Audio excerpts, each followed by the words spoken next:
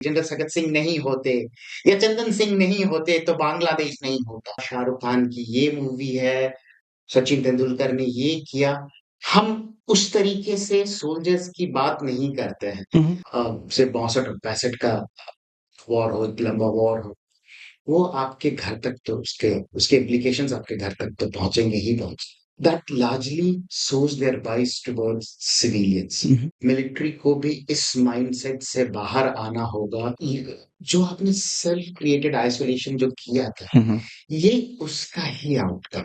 उस पे अगर शोध नहीं हो पाएगा तो ये कहानियां निकलेंगी कैसे? पूर्व थल सेना अध्यक्ष, उन्होंने एक किताब लिखी और उसके उस किताब को का विमोचन नहीं हो पाया, वो किताब लॉन्च नहीं हो पाई। पॉलिटिकल रीजंस की वजह से उसे उसके साथ छेड़खानी होती है।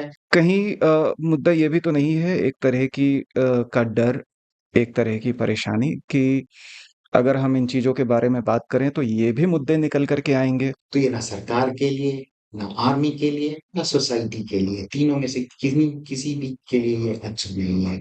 समुद्र मंथन के आज के एपिसोड में हम बात करेंगे हमारे सैन्य धरोहर की, हमारे सैन्य इतिहास की बातें इस पे भी होंगी कि देश में, समाज में सैनिकों को लेकर के एक या उनके उनकी सेवा को लेकर या उनकी कुर्बानियों को लेकर के जिस तरीके का एक व्यवहार है, जिस तरीका का एटीट्यूड है।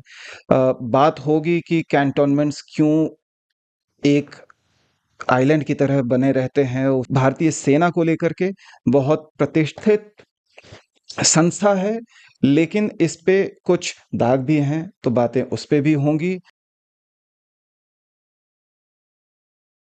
नमस्कार दोस्तों, स्वागत है आपका समुद्र मंथन के आज के एपिसोड में। आपके स्क्रीन के बाईं ओर जो परछाई है वो मैं हूं, आपका होस्ट, दोस्त और गोस्ट प्रोफेसर बृहस्पति। और आपके स्क्रीन के दाहिने ओर जो परछाई आ रही है वो है मेरे गेस्ट, आज के गेस्ट इस एपिसोड के, मेरे बहुत अजीज, मेरे बहुत पुराने मित्र सोमनाथ इक्का। आपका बहुत बहुत स्वागत है। Thank you so much. हाँ, आपने मुझे इनवाइट किया और एक मौका दिया यहाँ पे बैठ के आपके साथ इस ना सिर्फ एक बल्कि बहुत सारे महत्वपूर्ण मुद्दों पे बात करने के लिए। Honour is mine, pleasure is mine. तो मैं अपने दर्शकों को बताता चलूं कि सोमनाथ इक्का जो हैं वो देश के बहुत प्रतिष्ठित थिंक टैंक्स में काम कर चुके हैं और एक में अभी कार्यरत हैं। International affairs, military history, conflict studies, इन पे इनका शोध है। इन पे ये कई सालों से, एक दशक से ज़्यादा से इस पे काम कर रहे हैं और इनकी खास रुचि अफगानिस्तान और पाकिस्तान पे रही है। तो आज आपने जो संबोधन बोला मुझे, उसमें 2 नाम शामिल हैं, एक सोमनाथ शर्मा, दूसरा है अल्बर्ट एक्का। दोनों जो हैं भारत के सबसे हाईएस्ट गैलेंट्री अवार्ड विनर्स हैं वो टाइम में वॉर टाइम में। जी, जी। तो ये संबोधन क्यों? सबसे पहले तो मैं वहाँ से शुरू करना चाहूँगा। इनफैक्ट मैं आपको बताना चाहूंगा कि सोमनाथ शर्मा पहले गैलेंट्री अवार्ड विनर हैं। 1947 4 नवंबर 1947 को बैटल ऑफ बदगांव के लिए उन्हें परमवीर चक्र मिला था। और एल्बर्ट एक्का इसलिए क्योंकि मैं he was the one he's the only one tribal leader who has won gallantry award। और मेरा पूरा बचपन जो है ट्राइबल एरिया में ही गुजरा है, संथाल परगना में। जी। इसलिए मेरे ये दोनों खास परमवीर चक्र अवार्डी है। ऐसे तो सभी 21 गैलेंट्री अवार्डीज, परमवीर चक्र अवार्डीज जो हैं, उन्होंने बेहतरीन देश सेवा के लिए जो अपना काम किया है उसके लिए वो जाने जाते हैं। लेकिन मेरे खास ये दोनों परमवीर चक्र अवार्डीज हैं जो मुझे बहुत बेहद पसंद है। और अगर if I have to make a personal choice among 21 gallantry जी, अवार्डीज, जी। It is these two warriors of post independence India. आम तौर पे ये देखा गया है कि भारत के कई सारे शहरों में, छोटे-बड़े राज्यों के राजधानी हों या कोई बड़ा डिस्ट्रिक्ट हो या छोटा-सा गाँव भी हो, वहाँ पे एक शहीद स्मारक होता है। वहाँ पे एक शहीद चौक होता है। लेकिन बस वो चौक या स्मारक ही होता है, उसके आस-पास बहुत कम गतिविधियाँ होती हैं। इससे आगे जा कर के मुझे अपने अनुभव में देखने को नहीं मिलता है कि हमारे समाज में, हमारे देश में बहुत ज़्यादा सैनिकों के प्रति और उनके बलिदान के प्रति और उनकी सेवा के प्रति एक कल्चर है, एक तरीके की संस्कृति है। जबकि जबकि हमारे देश के हर कोने से सैनिक आते हैं। मैं कुछ कुछ महीनों पहले जोधपुर गया हुआ था और वहां कुछ लोगों से पूछा कि आप जानते हैं मेजर शैतान सिंह कौन है। उन्हें ये तो पता था कि मेजर शैतान सिंह कोई फेमस पर्सनालिटी है, पर उन्हें ये नहीं पता था कि major Shaitan Singh one of the Gallant Indian soldiers में से हैं, जिन्होंने अपने देश के लिए कुर्बानी दी है। वहां के लोकल को नाम पता है, पर वो कौन है, उन्होंने क्या किया, ये उन्हें पता नहीं है। और औसतन आप देखें पाएंगे कि 10 में से 6 लोगों को नाम पता होगा, पर वो कौन है, क्या किया है उन्होंने, इसके बारे में उनको ज़्यादा जानकारी नहीं है। इसका एक बहुत बड़ा कारण ये है कि जो जो हमारी सैन्य कार्रवाई की जो जो ज्ञान है, जो नॉलेज है, उसका डिसेमिनेशन उस तरीके से नहीं हुआ जिस तरीके से होना चाहिए था हुँ, हुँ। इन अ लिबरल डेमोक्रेटिक सोसाइटी। जब हम कहते हैं कि भाई न्यूटन ने ये किया, आइंस्टाइन ने ये किया, शाहरुख खान की ये मूवी है, सचिन तेंदुलकर ने ये किया, हम उस तरीके से सोल्जर्स की बात नहीं करते हैं। हुँ, हुँ। हम शायद ही कभी आप 2 लोगों को बैठ के बात करते सुनते होंगे कि कारगिल वॉर में ये हुआ, विक्रम बत्रा ने वो किया। मे बी हिमाचल के एक पर्टिकुलर गाँव पालमपुर में जहाँ से उनका जन्म हुआ, हो सकता है वहाँ के गाँव वाले बात करते हों। लेकिन आप बिहार चले जाएँगे या बंगाल चले जाएँगे या किसी और भी स्टेट में चले जाएँगे, लोग उस तरह से बात नहीं करते। जी, जी। अ, बात होनी चाहिए, उनके बारे में ज़िक्र होना चाहिए और किन लोगों को करनी चाहिए, क्या ये मुद्दा उन आम आदमी के लिए है? ये एक कॉम्प्लेक्स मुद्दा है। हुँ, हुँ। ये एक कॉम्प्लेक्स मुद्दा है और इसका हम ये नहीं कह सकते इसका टॉप टॉप डाउन अप्रोच से सॉल्यूशन आएगा या from bottom to top approach आएगा। ये एक कॉम्प्लेक्स मुद्दा है। हुँ, हुँ। लेकिन एक बात तो तय है कि जो जो अभी तक का जो इंडिपेंडेंस के बाद जो हमारा सैन्य इतिहास रहा है, मिलिट्री हिस्ट्री रही है, वो बहुत ज़्यादा रिच है हुँ, हुँ। और उस रिचनेस को लोगों तक पहुँचाना एक बहुत ज़रूरी काम है। छोटे-छोटे शहरों में हर स्टेट में हर स्टेट में कहीं न कहीं कोई न कोई कैंटोनमेंट एरियाज़ होता है, कहीं न कहीं किसी की स्मारक बनी होती है। जहाँ नहीं होते हैं, वहाँ डिफेंस कॉलोनीज़ होती डिफेंस हैं। कॉलोनीज़ होते हैं या फिर उस गाँव से, उस परिवार से अ, उस शहर से बहुत सारे लोग होते हैं जो डिफेंस फोर्सेस में होते हैं। आर्मी में नहीं, नेवी में नहीं, एयर फोर्स में। छोटे से बड़े लेवल तक के ऑफिसर्स, लेकिन आपको ये हर जगह मिले। अगर हर दूसरा या तीसरे घर से कोई ना कोई रिलेटिव, डिस्टेंस रिलेटिव आते हैं मिलिट्री में, फिर लोग क्यों नहीं बात करते? ये जैसे मैंने शुरू में कहा कि ये एक बहुत कॉम्प्लेक्स मुद्दा है और इसके बहुत सारे कारण हैं एंड हम में आज शायद इस मुद्दे पे हम बात कर पाएँ हुँ। कि क्या हो रहा है और क्या होना चाहिए। जी, इस चीज़ को जी। हम लोग शायद आज मौका है ये और बात कर सकेंगे इस पे। बात मैं यहाँ से शुरू करना चाह रहा था कि भारत जितने बड़े देश में 140 करोड़ की जनसंख्या है जहाँ पे, उसमें हर 2, 4, 6 घर से कोई ना कोई अपना सेना में गया हुआ है। वो एक नौकरी की तरह भी तो है।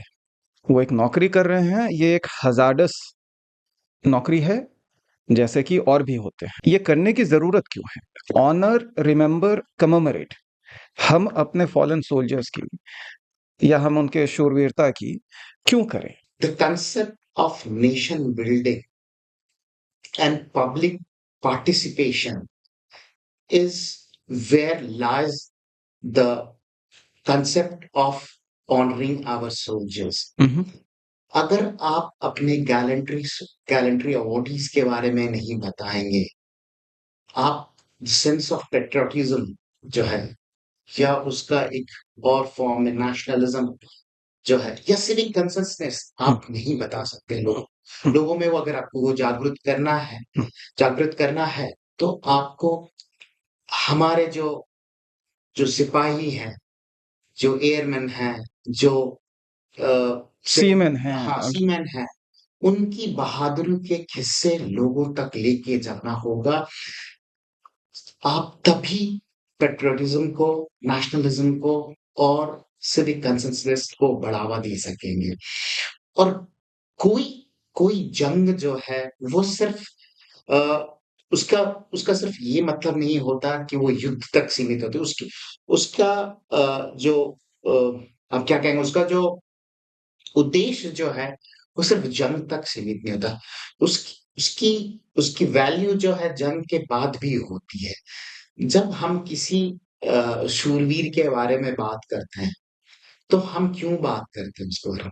हम 2-3 चीज़ें, जो 2-4 चीज़ ट्रेट्स जो हैं उनके, वो बताते हैं। एक देशभक्ति, दूसरी वीरता और चौथी तीसरी सेल्फलेसनेस, हुँ, हुँ। है ना? एक जवान जब लड़ रहा होता है, वो अपने बारे में नहीं सोचता। हुँ, हुँ। और अगर आपको एक एक अच्छा समाज बनाना होगा, तो ये 3-4 ट्रेट्स आपको ज़रूरी हैं। ये सिर्फ़ सोल्जर्स में पाए जाएँ ऐसा ज़रूरी नहीं है। ये कॉमन मैन में भी होना हो। और अगर आप चाहते हैं कि एक समाज जो देशभक्त भी हो, हुँ। वीर भी हो और सेल्फ अपने से परे सोचने की क्षमता रखता हो, तो ये ज़रूरी है कि आप उनको देश के वीरों की कहानी बताएँ। देश की वीरों की जब मैं कहानी कह रहा हूँ, तो मैं ये नहीं कह रहा हूँ कि सिर्फ़ हीरोज़ की कहानी बताएँ। हुँ, हुँ। The problem is at times we put the cart before the horse. Hmm, hmm. The idea should be to put the horse before the cart. आप मेरा अपना अपना अनुभव है और अपने अनुभव के हिसाब से मेरी जो समझ कहती है कि आप युद्ध की कहानी बताएँ, हुँ, हुँ। बैटल्स की कहानी हुँ, बताएँ।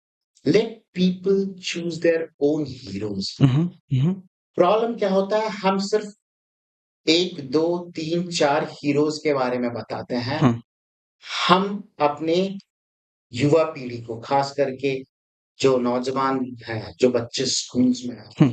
हम उनको लिमिट कर देते हैं कि 4-5 लोगों में। The idea should be to tell people what happened in the battle of Garibpur, hmm, hmm. what happened in the battle of Lonavala. Selontewala, हाँ। right? Or how was that Meghna Heli Bridge operation conducted? कुछ दिन पहले बात हुई air vice marshal Chandan Singh से, जो कि की प्लेयर थे उस ऑपरेशन का।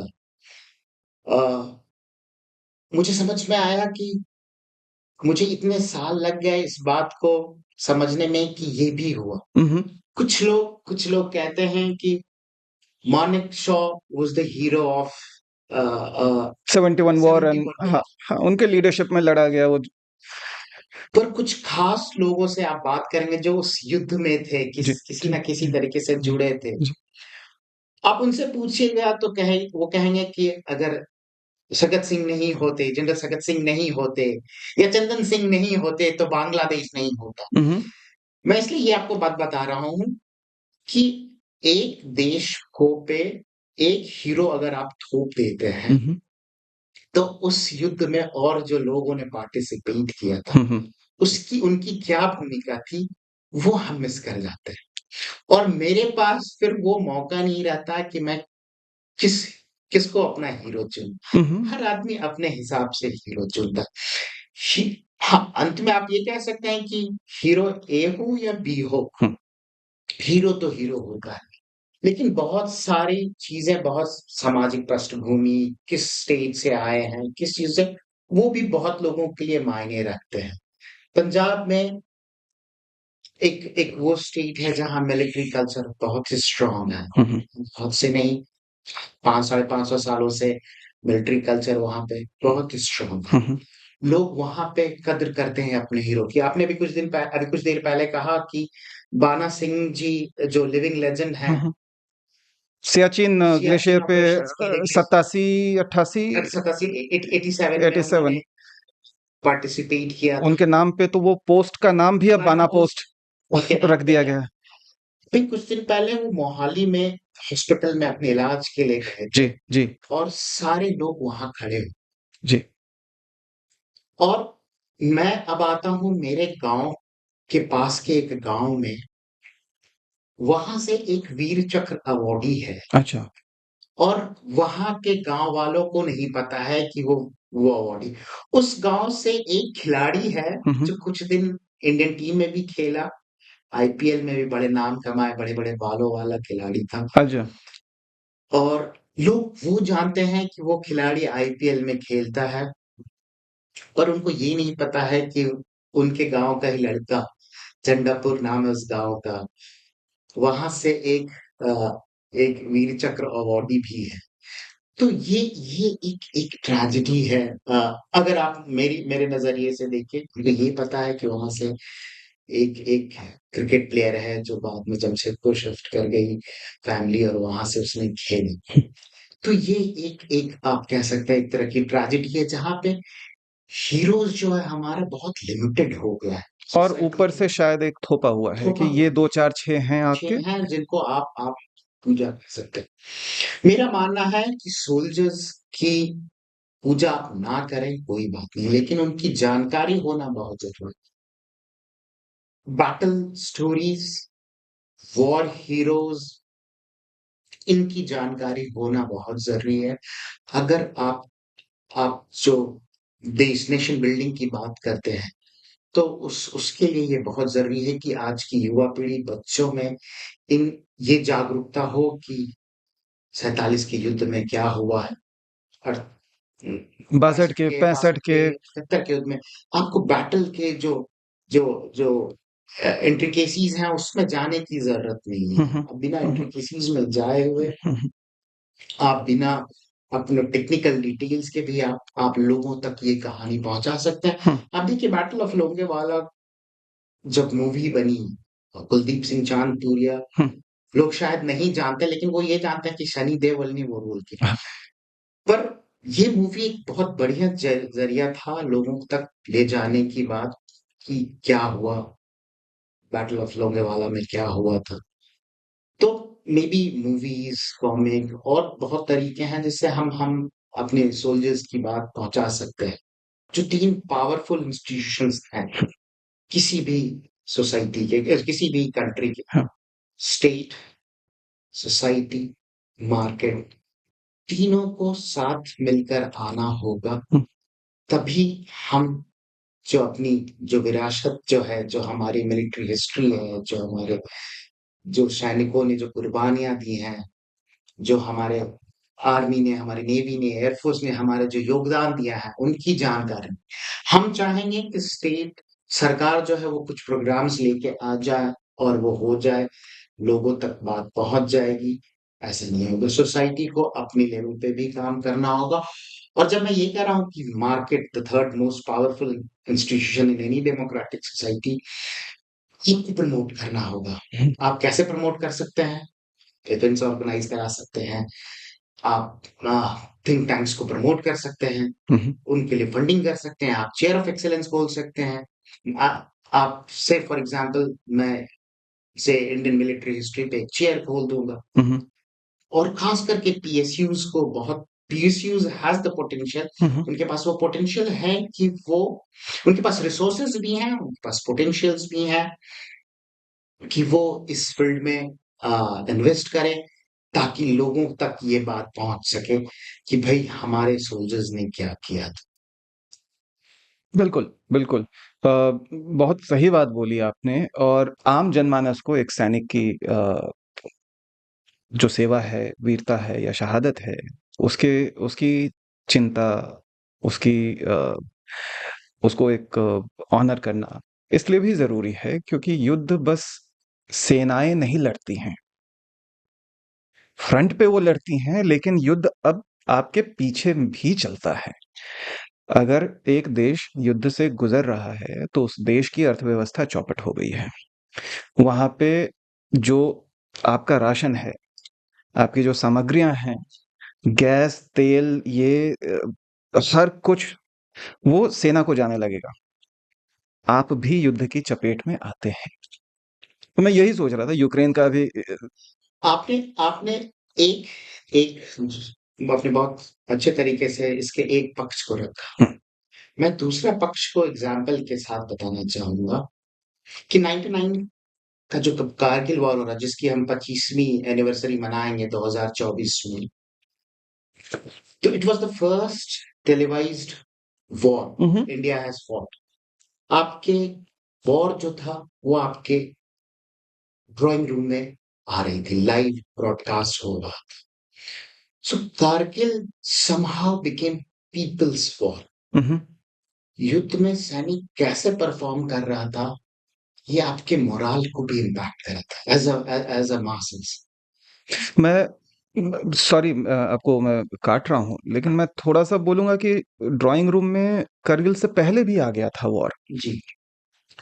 47-48 की अगर हम बात करें, तो देश का विभाजन हुआ है, देश भर में दंगे हो रहे हैं, और अगस्त में इंडिपेंडेंस हो रहा है, उसके आगे उसके पीछे के महीनों में दंगे हो रहे हैं देश भर में, और अक्टूबर में पाकिस्तान चढ़ाई करता है। तो एक समाज, एक देश जो अभी आजाद हुआ है, गुलामी के जंजीरों से निकला है, और कम्युनल वायलेंस ऑलरेडी झेल रहा है, दंगे ऑलरेडी झेल रहा है, उसको अब एक नया मोर्चा खुल गया उसके सामने, युद्ध का।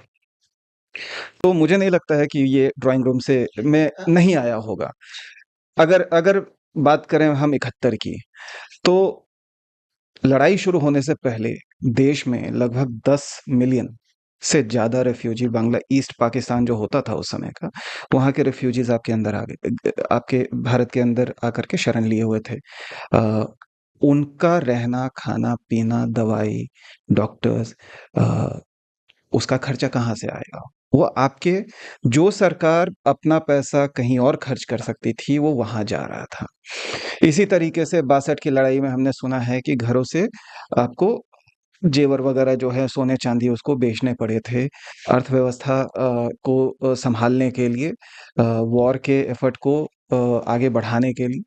तो ऐसा नहीं है कि 99 में अकेले ड्राइंग रूम का डिस्कशन रहा होगा। सही कह रहे हैं कि ये वॉर, चाहे वो 47 का हो, चाहे 62 का, 65 का या 71 का हो, जी।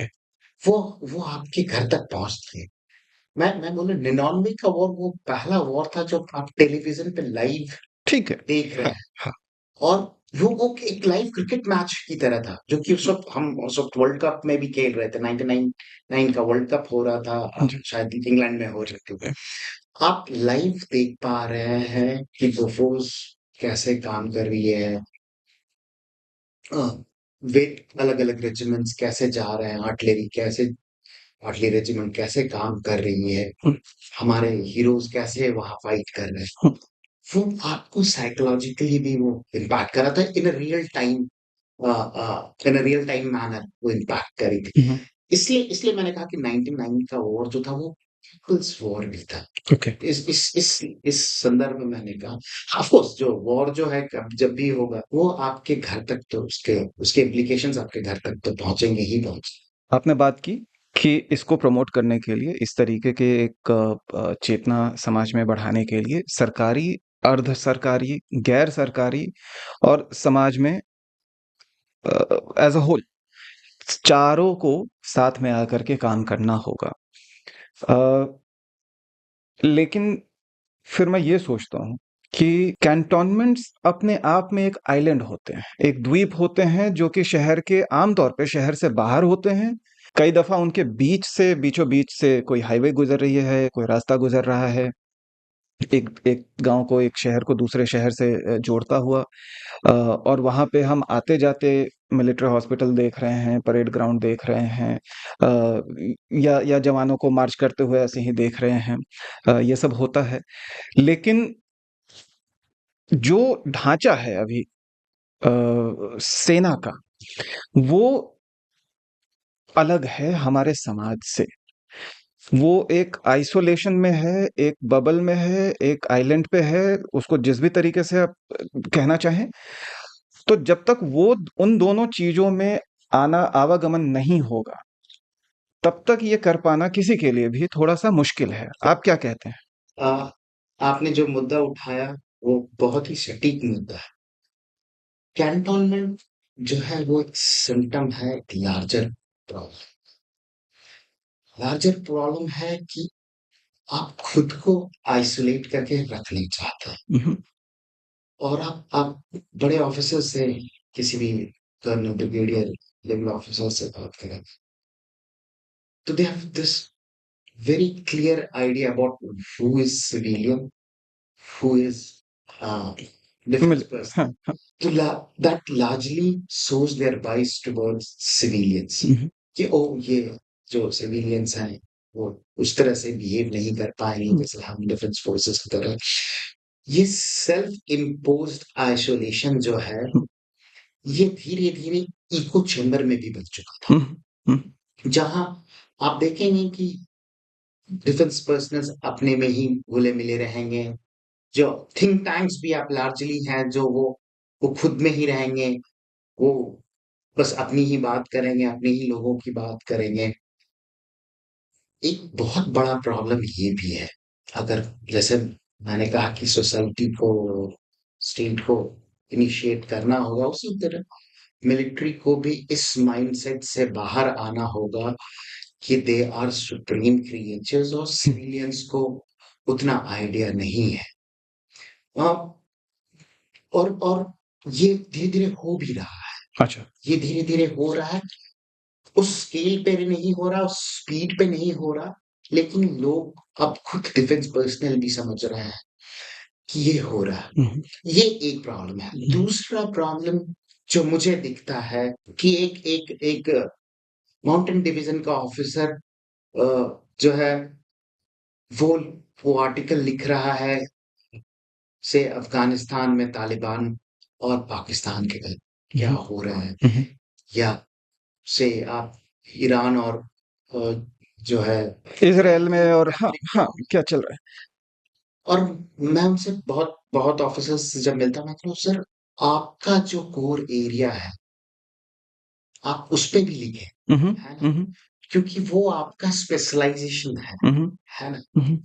इस पे तो एक जर्नलिस्ट भी लिख रहा है, एकेडमिशियंस भी लिख रहा है, एक यंग रिसर्चर भी लिख हाँ, रहा है। बिल्कुल। आप मुझे बताएँ कि टैंक बैटल कैसे लड़ी जा सकती है या माउंटेन वॉरफेयर कैसे आपने किए हैं? उम, पता नहीं, बहुत सारे कारण हो सकते हैं, लेकिन 2 जो मुझे प्रमुख कारण लगते हैं उनका लिखने का, एक कि उसके कोई रीडर्स नहीं है, हुँ, हुँ, है ना? हुँ, हुँ, एक small group of people hmm, who hmm, are interested in it. हुँ, हुँ, और दूसरा, कोई लॉन्ग टर्म उसमें कुछ उनको अपना करियर नहीं दिखता। हुँ, even hmm, though hmm, they are most of them are retired, but उनको लॉन्ग टर्म नहीं, उनको लग रहा है फॉरेन पॉलिसी, डिप्लोमेसी से इंटरनेशनल रिलेशंस का फ्यूचर है, हुँ, हुँ। मिलिट्री हिस्ट्री का फ्यूचर नहीं है। Who wants to know about tanks, who knows about say infantry battles. May be ये 2 कारण तो हो सकते हैं कि जिसकी वजह से वो नहीं लिखना चाहते। ये जो बात आपने उठाई, ये बहुत रोचक है क्योंकि हमारे पिछले ही एपिसोड में आईआईटी दिल्ली के एक प्रोफ़ेसर आए हुए थे और वो बात कर रहे थे कि प्योर मैथमेटिक्स, बेसिक मैथमेटिक्स जो है ना कि अप्लाइड मैथमेटिक्स, उस पे शोध होना चाहिए, उसको फंडिंग मिलनी चाहिए, उसको ग्रांट्स मिलने चाहिए, उनको उसको अनुदान एंडाउमेंट्स मिलने चाहिए। लेकिन रिसर्चर्स या प्रोफेसर्स या एकेडमिशियंस जो हैं, वो भागते हैं उस दिशा में, जहाँ मार्केट अपील कर रहा है, जहाँ पे पैसे हैं, जहाँ पे छपने का आपको रीडरशिप मिलेगा, जहाँ पे एक लेखक होने के नाते आपको चाहिए ज़्यादा से ज़्यादा लोग आपको पढ़ें भाई। तो हो सकता है वो माउंटेन डिवीजन के हों, लेकिन तात्कालिक रूप में अभी आपको चाहिए कि हमें ईरान और इज़राइल में क्या चल रहा है, इज़राइल हमास में क्या चल रहा है, उस पे आप लेख लिख करके दे दें। आपने जो बात कही कि शायद रीडरशिप नहीं है, मैं इसको इस तरीके से सोच रहा था कि अगर आप देंगे ही नहीं, तो पता कैसे चलेगा कि रीडरशिप नहीं है? पहला, दूसरा कि रीडरशिप अपने आप तो नहीं पनप जाएगा कहीं से, तो आपको उसको धीरे-धीरे उगाना भी पड़ेगा। अगर मार्केट में ये होगा, तो शायद रीडरशिप भी बढ़ेगी।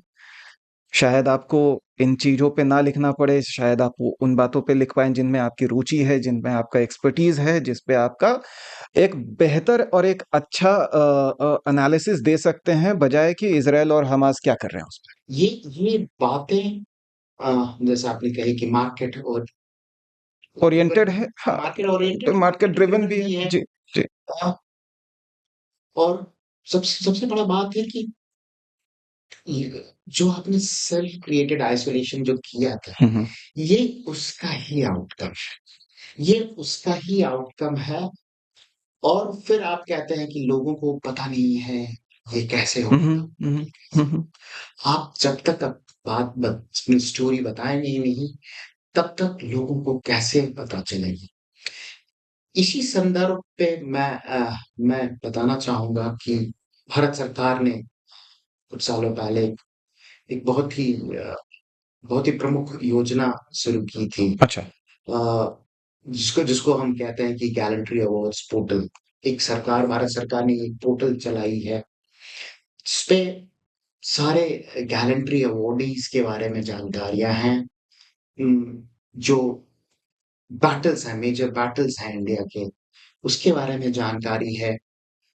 आप वहाँ पे जाके ट्रिब्यूट दे सकते हैं, आप अपना कुछ लिख सकते हैं। जो जो मेरी उस पोर्टल को देखने के बाद जो मेरी समझ आए, the concept of portal is multi vector hmm, हुँ। और 3 चीज़ों को ख़ास करके ध्यान रखा गया है कि जो इन्फॉर्मेशन डिसेमिनेशन है, वो एसिमेट्रिकल ना हो, हुँ, हुँ। कि सिर्फ़ जो लोग हैं वहाँ पे उसको डालते रहें। It has been made very interactive and engaging. तो लोग जो पब्लिक जो है वो भी आप उस पे कंट्रीब्यूट कर सकते हैं और खास करके युवाओं के लिए युवा जो स्कूल जाने वाले बच्चे हैं जो युवाओं हैं उनके लिए ये प्रैक्टिकल ओरिएंटेड भी है। हुँ, हुँ। आप पूछेंगे ये कैसे प्रैक्टिकल ओरिएंटेड है? कैलेंड्री अवार्ड्स पोर्टल के तहत ही सरकार ने एक प्रोजेक्ट वीर गाथा शुरू की थी। अच्छा, ये भी 2021 में शुरू हुई। अच्छा। 2021 और 2022 में कोविड की वजह से और पोस्ट कोविड इफेक्ट की वजह से ये ज़्यादा सक्सेसफुल नहीं हुई, लेकिन लास्ट ईयर का जो जो रिकॉर्ड अगर आप देखेंगे, प्रेस इन्फॉर्मेशन ब्यूरो का पूरा रिपोर्ट है, हुँ, हुँ। सोशल मीडिया ऑनलाइन अवेलेबल है। लगभग 1 करोड़ 36 लाख बच्चों ने भाग लिया उसमें across the India, right from Arunachal Pradesh to Tamil Nadu. Hmm, hmm. बच्चे क्या करते हैं इस प्रोजेक्ट में? बच्चे अपने किसी भी योद्धा के बारे में, अपने पसंदीदा योद्धा के बारे में, चाहे वो रानी लक्ष्मीबाई हो, चाहे महात्मा गांधी हो, चाहे वो कोई ट्राइबल लीडर हो या फिर पोस्ट इंडिपेंडेंस जो भी गैलेंट्री अवार्ड विनर्स हैं। जब मैं गैलेंट्री अवार्ड विनर्स की बात कर रहा हूँ यहाँ पे तो मैं स्पेसिफिकली बता दूं कि मैं परमवीर चक्र, महावीर चक्र, वीर चक्र, शौर्य चक्र, कीर्ति चक्र, अशोका चक्र, हुँ। इन 6 चक्र की बात करूँ। ऐसा नहीं कि बस यही वो गैलेंट सोल्जर्स हैं। उसके अलावा सेना मेडल है, नौसेना मेडल है, बहुत सारी और गैलेंट्री अवार्ड हैं। अलग-अलग युद्धों के लिए अलग-अलग अलग-अलग मेडल्स भी हाँ, हैं जी। स्पेसिफिकली। तो सरकार का ये एक मकसद है कि इस प्रोजेक्ट के थ्रू जो जो विज़न है नेशन बिल्डिंग का जो जो अ, पब्लिक स्टेट का जो पार्टनरशिप में हो, वो उसको आगे बढ़ाने में प्रोजेक्ट वीर गाथा बहुत बहुत मददगार साबित हुई हुँ, है हुँ। और उनकी एंट्रीज़ भी अवेलेबल हैं, हुँ, आप हुँ। ऑनलाइन पे आप जाके उनको देख सकते हैं और बच्चों ने बहुत ही बढ़िया काम किया है। किसी ने कैप्टन हनीफुद्दीन के बारे में लिखा है, किसी ने एल्बर्ट एक्का के बारे में लिखा है, छोटे-छोटे बच्चों ने क्लास 3, क्लास 6, क्लास 8 के बच्चों ने किसी ने विक्रम बत्रा के बारे में लिखा, किसी ने भगत सिंह के बारे में लिखा है, किसी ने ये एक प्रैक्टिकल ओरिएंटेशन है। जब जब बच्चे उस पे काम करेंगे, जब उन्हें लिखने के लिए मिलेगा, तो वो ये समझेंगे इस देश को बनाने में, समाज को बनाने में और भी बहुत लोग थे जिनका योगदान था और शायद शायद स और ये मेरा आकलन हो सकता है मैं गलत हूँ। शायद समाज ने उनको बदले में वो इज़्ज़त नहीं दी, हुँ, हुँ। जो उन्हें मिलनी मिलनी चाहिए थी। जी, जी। तो गैलेंट्री अवार्ड पोर्टल और प्रोजेक्ट वीर गाथा एक सही कदम है, इसी और बढ़ाया गया है, जिसमें कि ये देश जो है अपने वीर योद्धाओं को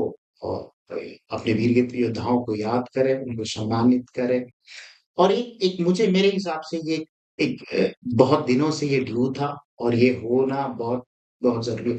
और वो जो पोर्टल है वो एक एक ऑनलाइन रिपॉजिटरी की तरह काम कर रही है। हुँ, हुँ। हुँ, हुँ। ये सारे हीरोज़ एक प्लेटफ़ॉर्म है, लगभग लगभग 5,000 4,800 से 5,000 के आस-पास गैलेंट्री अवॉर्डीज़ हैं। 1947 से लेके 2023 तक हुँ। आपको उनके बारे में जानने का मौका मिले।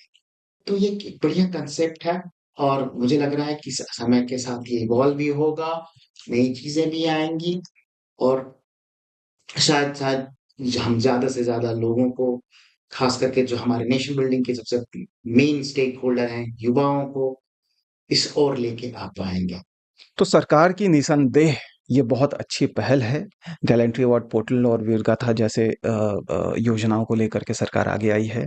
बहुत अच्छा काम है ये। यो मैं आशा है कि इससे आपने कहा कि 1 करोड़ से ऊपर ज़्यादा ज़्यादा बच्चे जो हैं इसमें ऑलरेडी सम्मिलित हो चुके हैं।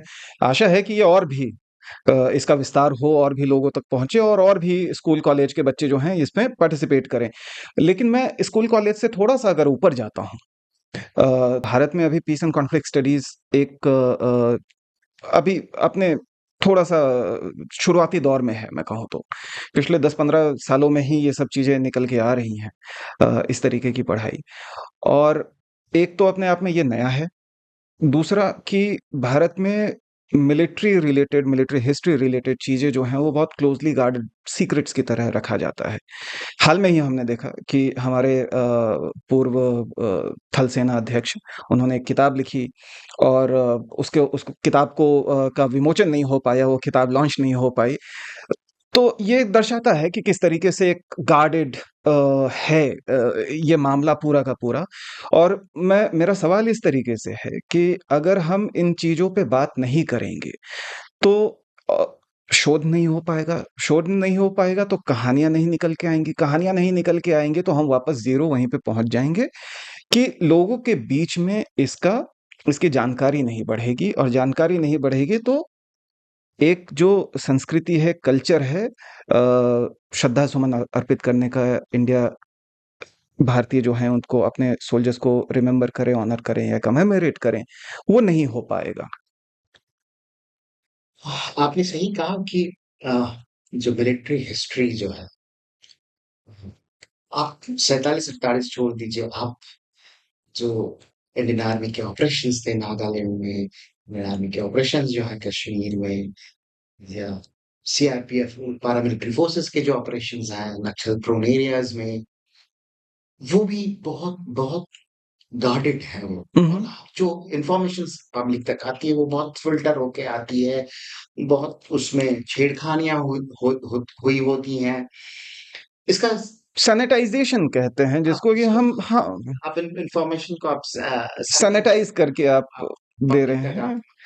भेजते हैं। और सॉरी, मैं एक चीज़ और गिन-चुन करके ही लोग कह रहे हैं। या तो जो जनरल है, मेजर जनरल, लेफ्टिनेंट जनरल, उन्होंने अपनी एक किताब लिखी, या तो एमओडी ने ऑफ़िशियली कुछ रिलीज़ किया, यही है।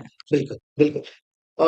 तो मैं वही कह रहा था कि आप आप इन्फॉर्मेशंस को आप क्यों क्या रीज़न्स हो सकते हैं कि आप उसको इतना गार्ड कर रखते हो? भारत में ख़ास करके कुछ भी होता है उसके पॉलिटिकल इम्प्लिकेशंस होते हैं। हुँ, हुँ। सो पॉलिटिक्स इज़ वन की फैक्टर कि हम जो वॉर हिस्ट्री है या से हमारे जो 62 के और 65 के और 71 के वॉर हिस्ट्रीज़ हैं आप देखिएगा, वो एक अलग तरीके से बने गए हैं।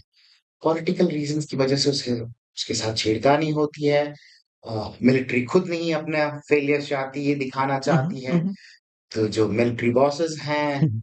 वो उसको अपने तरीके से पेश करना चाहते हैं। और इसके कारण बहुत सारी कंट्रोवर्सीज़ होती है। ज अभी हमने थोड़ी देर पहले लोंगेवाला बैटल ऑफ लोंगेवाला की बात की, उसपे बहुत सारे कंट्रोवर्सीज़ हैं। जो मूवी दिखा रही है उसके अगेंस्ट में एक और वीर चक्र अवॉर्डीज़ हैं, उन्होंने उनको कंटेस्ट किया है। हुँ, हुँ। इंडियन नेवी की जो ऑफिशियल हिस्ट्री है, खास करके जो ट्रांजिशन टू ट्रायम्फ जो 65 टू 75 वाली है, हुँ, हुँ। बुक है, उसको एक फॉर्मर नेवल ऑफिसर ने कोर्ट में लेके गए और उसके हिसाब से उसमें चेंजेस लानी पड़ी गई। तो देखिए ये चीज़ें जो आप कह रहे हैं वो बिल्कुल है, वो गार्डेड हैं, बहुत बार गलत इन्फॉर्मेशंस हैं। या फिर इंफॉर्मेशन मैनिपुलेटेड है। ये एक फैक्टर्स हैं जो रोक रहे हैं मिलिट्री हिस्ट्री को लाने में। एक और बहुत बड़ा कारण है the language barrier, the hmm, hmm. Technicalities of war. जो जो उसकी टेक्निकलिटीज़ हैं, हुँ, हुँ। वो भी अ, आम जनता को रोकती है उसको जानने में। हम जब छोटे थे तो हम हर हर नॉवेल का, चाहे वो मैकबेथ हो, चाहे वो और बुक, उसका सिम्प्लिफाइड वर्ज़न पढ़ते थे। जी, जी। तो मे बी हमारे लिए, जो ना सिर्फ युवा पीढ़ी के लिए, आम आम लोगों के लिए एक सिम्प्लिफाइड वर्ज़न में उसे होना चाहिए। हुँ, हुँ। अ अ, डिजिटल टेक्नोलॉजी का आने के बाद अब बहुत सारे न्यूज़पेपर्स हैं जो हिंदी में, इंग्लिश में, लोकल लैंग्वेजेज़ में बात कर रहे हैं। जो जो वो गैलेंट्री अवार्डी विनर्स हैं, खास करके आप अगर आप देखेंगे उन उन राज्यों में, राजस्थान, हरियाणा, अ अ, पंजाब, जहाँ से बहुत सैनिक आया करते थे, वहाँ लोगों में, खास करके न्यूज़पेपर में, कुछ एक चुने हुए न्यूज़पेपर्स में ये प्रचलन चला है कि आप उसको बहुत सिंपल भाषा में आप लिख रहे हैं। प्रॉब्लम तब आ जाती है जब आप पंजाबी न्यूज़पेपर में किसी राजस्थान गैलेंट्री अवार्ड विनर्स की आप न्यूज़ डालने की कोशिश करेंगे, तो हो सकता है कि वो मार्केट उसको परमिट ना आनाकानी करे, करें। मार्केट जी, आपको जी, शायद हाँ। जी। या फिर जयपुर के किसी मैगज़ीन में आप चाह रहे हैं कि किसी एक हरियाणा के गैलेंट्री अवार्ड विनर्स के, तो उनका भी जो मार्केट वाला जो फैक्टर है उन्हें देखना पड़ता है, बट ओवरऑल ये शुरुआत हो रही है। ये एक मुद्दा है, हुँ, एक एक ही चीज़ में। अ, दूसरा कारण हो सकता है कि आपने कहा कि बच्चों को छोड़ दें अगर ऊपर लेवल पे। हमारे यहाँ आपने अभी खुद ही कहा कि इंटरनेशनल रिलेशंस हैं, से फॉरेन पॉलिसीज़ पे है, peace and conflict peace and studies. Conflict studies है, डिफेंस एंड स्ट्रैटेजिक स्टडीज़ है, पर मिलिट्री अफेयर्स में हमारा कोई भी कोर्स नहीं है। आप प्रॉपर बीए, एमए छोड़ दीजिए, आप डिग्री सर्टिफिकेट कोर्सेज़ भी नहीं हुँ, है। हुँ। एक एक तर्क ये है कि सर्टिफिकेट और डिग्री कोर्सेज़ से आप मिलिट्री अफेयर्स में क्या आप कोई जॉब नहीं ले सकते। मेबी ज़्यादा से ज़्यादा आप थिंक टैंक में जा सकते हैं। पर एक लेवल पे उसपे सोचा जाना चाहिए कि क्या हम ऐसा कुछ शुरू कर सकते हैं? और इस इस इस लिहाज से मैं कहना चाहूँगा कि अ, जो Shankar Vihar based think tank है, United Service Institution of India, वहाँ के centre for military history and conflict studies ने एक एक एक कोर्स शुरू किया है। I think Ladakh Ladakh university के साथ, टाई अप के साथ, जहाँ पे आप मिलिट्री हेरिटेज के बारे में, मिलिट्री हिस्ट्री के बारे में आप पढ़ सकते हैं। इसके अलावा मिनिस्ट्री ऑफ डिफेंस और मिनिस्ट्री ऑफ एजुकेशन मिलकर काम कर रही है कि जो स्कूल करिकुलम है, उसमें कैसे हम इन योद्धाओं के बारे में ज़िक्र करें, उनके बारे में बात करें। और जहाँ तक मुझे याद है, भारत सरकार ने खास करके मिनिस्ट्री ऑफ एजुकेशन ने नेशनल वॉर मेमोरियल मेमोरियल पे एक कोर्स शुरू किया है। शायद वो अभी शुरू नहीं हुआ है, पर it is in the pipeline. ये अच्छी पहल है, लेकिन मुझे नहीं लगता है कि देशभक्ति की कमी है देश के नौजवानों में, देश के बच्चों में। आप मुझे ये बताइए कि अगर इसका मार्केट में कोई काम नहीं है, तो ये मैं पीस एंड कॉन्फ्लिक्ट स्टडीज़ पढ़ के, मिलिट्री हिस्ट्री पढ़ के, डिफेंस स्ट्रैटेजिक स्टडीज़ पढ़ के क्या करूँगा? मेरी बात हो रही थी कुछ दिन पहले एक जनरल से कि why Pakistani got defeated in 1971. Hmm, hmm. He said, what was the difference between Indian forces and the Pakistani hmm, forces? Indian forces were largely moral forces. Hmm, Pakistanis were considered as immoral forces. और वो immorality जब आपको आप पे हावी होती है, you are born to make mistakes. जो बांग्ला ईस्ट पाकिस्तान में हुआ, मुझे बताने की जरूरत नहीं है। और हमारे जो वॉर हीरोज हैं, ये नहीं कहूँगा कि हमेशा, बट लार्जली जो है have been image of moral force, right? Kashmir की कुछ घटनाएं, मणिपुर की कुछ घटनाएं, उनको छोड़ के एबरेशंस हैं यहाँ पे भी। तो हमारे आइडियल हीरोज हो सकते हैं, हीरो नहीं हो सकते हैं, एक तरह के मार्गदर्शक हो सकते हैं। मेरे लिए, जैसे मैंने आपको की, शोभनाथ शर्मा, तो फर्स्ट पीवीसी चाहे फोर्ट कुमाऊं से, वो मेरे आइडल है। How he handle that situation, जो इन्फिल्ट्रेटर्स आ रहे थे, जो बदगांव में जो बैटल हुई, बैटल ऑफ सल्तान से पहले कुछ दिन पहले, कैसे उन्होंने, उनका क्या योगदान था, कैसे उन्होंने इन्फिल्ट्रेटर्स को रोका। मेरे लिए ये बहुत मॉरली एक बहुत ही अपलिफ्टिंग फैक्टर है। I mean I can find that in music, और हम्म। ओशो की बुक पढ़ लूं, हम्म।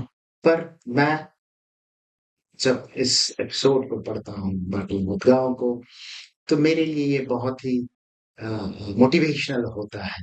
तो मैं course at the end of the day, हर युवाओं को अपना अपना हक है चुनने का कौन उसके हीरो है। मेरा काम है, या हमारा मकसद ये होना चाहिए कि हम उनके पास ये स्टोरीज भी लेके आए। दूसरा आपका था कि monetary aspect of the courses. See, आप आजकल एक डिबेट बहुत है कि हम ट्रिग्नोमेट्री क्यों पढ़ रहे हैं, जियोमेट्री क्यों पढ़ रहे हैं, हाँ उससे उसका तो अल्टीमेटली कोई यूज नहीं। सी, मैं वही कहूंगा, I think same logic applies here also. It's not just about knowing about the military affairs है। आप बहुत बहुत जॉब्स कर सकते हो, बहुत सारे जॉब्स हैं, पर अगर जॉब्स की ना भी बात करें, आपको ये एक एक अलग अलग दिशा में लेके चलती है, एक अलग अलग तरीके सोच की आपको डेवलप कराती है कि वॉर्स क्या है, उनके क्या इम्प्लीकेशंस हैं, आपके, ना सिर्फ आपके ऊपर, आपके कंट्री के ऊपर, आपके नेबरिंग कंट्रीज में फोर्सेस कैसे लड़ते हैं, क्या करते हैं, क्योंकि अल्टीमेटली फोर्स जो जो आर्म फोर्सेस हैं, वो समाज का ये हिस्सा जहाँ से आप जी आए। जी।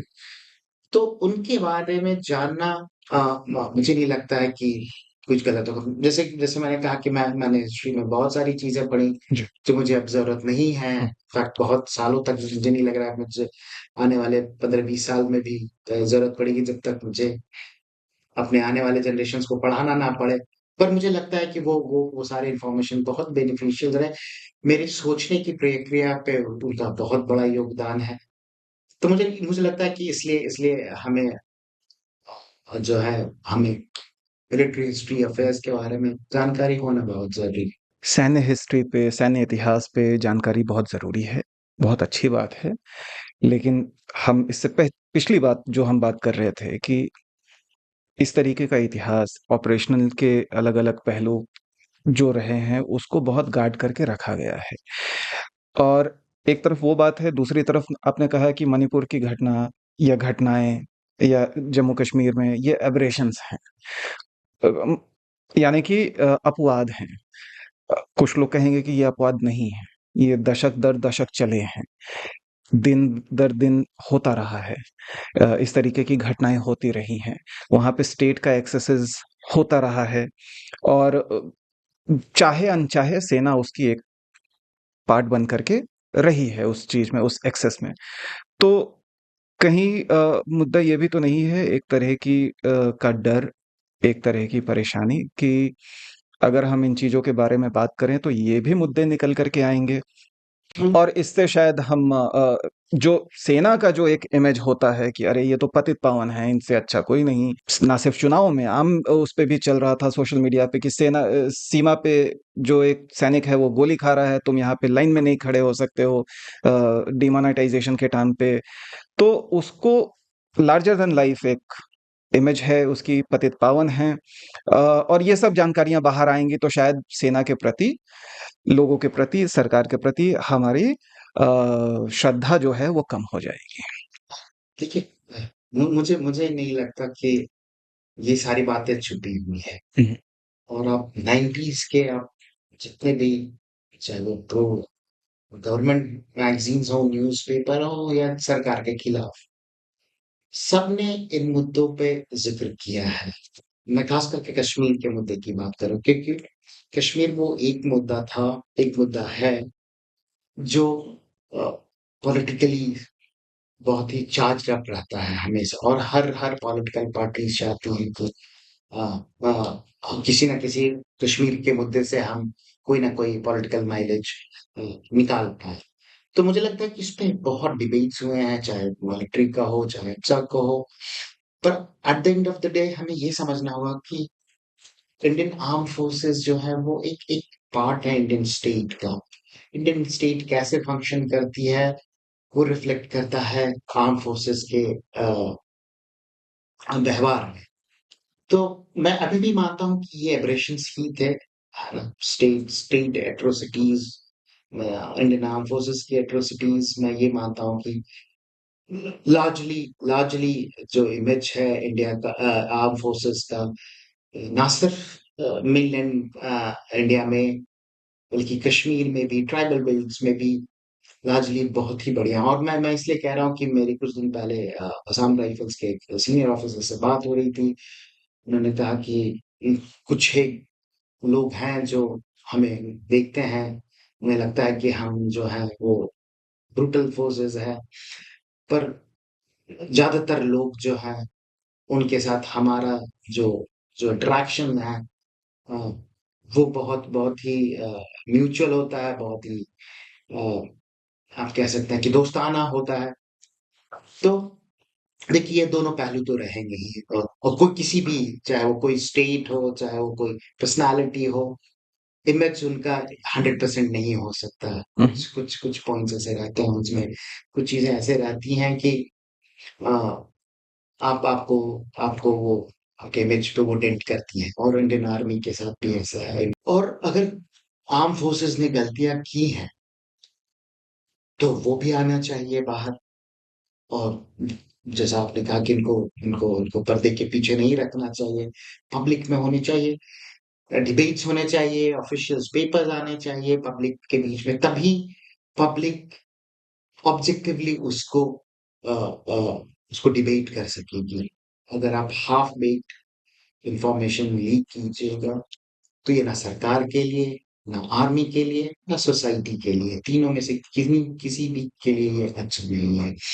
और आर्मी अगर चाहती है कि उनका इमेज बना रहे, उनके सोल्जर्स, उनके फॉलन हीरोज को लोग इज्जत दे, तो उसके लिए उन्हें अपने जो कुकून से बाहर आना होगा, और सिविल सोसाइटी के साथ, स्टेट के साथ एक बेहतर तालमेल मिलानी है। तभी ये देश जो है, ये समाज जो है, उनको याद करेगी। बिल्कुल, बिल्कुल। आपकी इस बात को सम अप करने के लिए बहुत-बहुत शुक्रिया। ये समुद्र मंथन की शुरुआत है। अभी पहले 7-8 9 एपिसोड्स हो रहे हैं, और इसमें आप प्लीज़ हमें बताइए कि किन मुद्दों को लेकर के हम आगे बात करें। इनमें आप बताइए कि किस तरीके से जो हमारे पुराने एपिसोड्स हैं उसमें किन बातों को और अच्छे से उठाया जा सकता था, उस पे या और गहराई से बात की जा सकती थी। आप अपनी बातें हमें बताएँगे तो हमें इस पॉडकास्ट को और बेहतर बनाने में काफ़ी सुविधा होगी, काफ़ी मदद मिलेगी। अ, सोमनाथ हिक्का, आपका बहुत-बहुत शुक्रिया फिर से हमारे शो पर आने के लिए और हमसे बात करने के लिए। अ, शुक्रिया हमारे दर्शकों का भी हमारे साथ जुड़े रहने के लिए, हमें अपना समय देने के लिए, हमें अपना प्यार देने के लिए। आपसे मिलते हैं अपने अगले एपिसोड में। तब तक के लिए थैंक यू। नमस्कार।